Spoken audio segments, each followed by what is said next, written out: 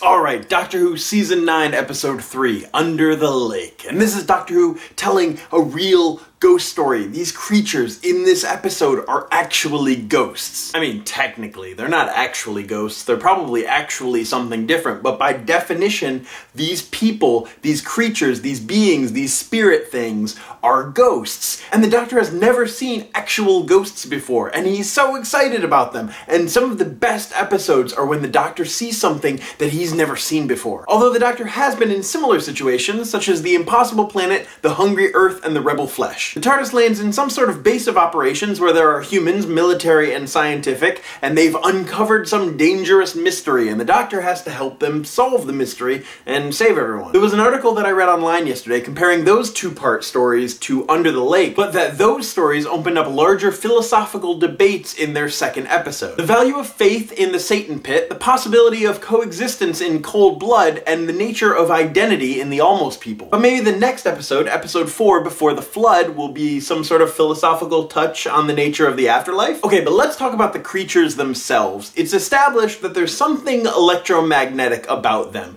They can only interact with metal objects, they're affected by the Faraday cage, and they're transmitting some sort of message or signal. So the inscription on the ship,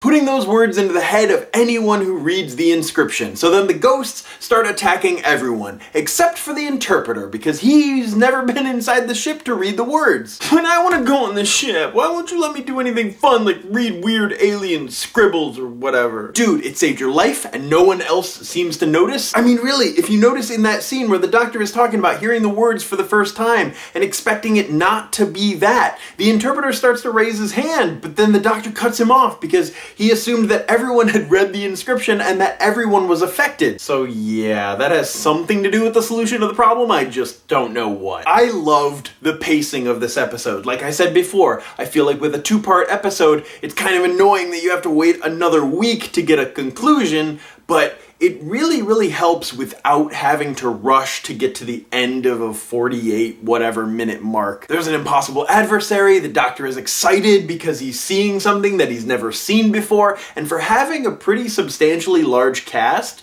they played off each other really well. And killing off the captain in the first 5 minutes was definitely a very quick way to create mayhem. He's established as this smart, strong, very competent leader, and then boom, he's killed off.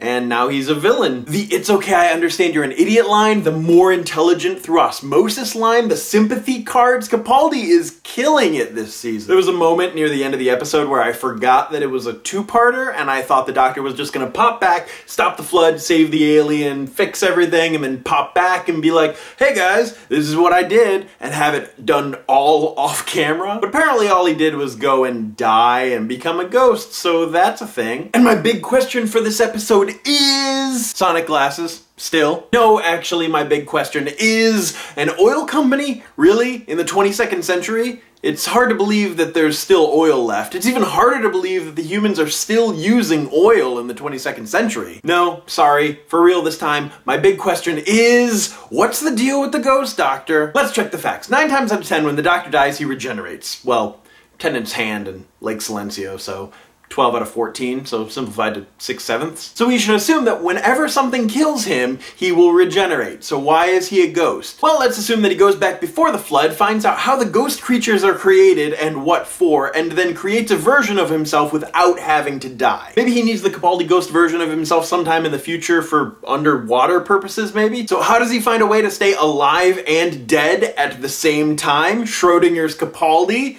The stasis pod. I don't know, I think it'd be kind of strange to have Clara and the gang crack open the stasis pod to have Capaldi pop out and say, "Hey, I fixed everything," because nothing really would have changed, and where's the TARDIS at? But I really enjoyed how the trailer for the 4th episode showed Capaldi running around trying to fix things before the flood actually happened, so that way we know that the episode just isn't entirely Clara running around trying to be the Doctor and trying to fix things in the future and run around from Ghost Capaldi, because I don't know how they would go about fixing that. I think it's very important that we see what happens with the Doctor before the flood actually breaks loose. 3 episodes in, and this is already one of my favorite seasons seasons of Doctor Who ever. Leave your comments down below with what you thought of the episode and what you think is going to happen in episode 4. As always, my name is Travis. Thank you for listening to what I have to say, and you will see me later.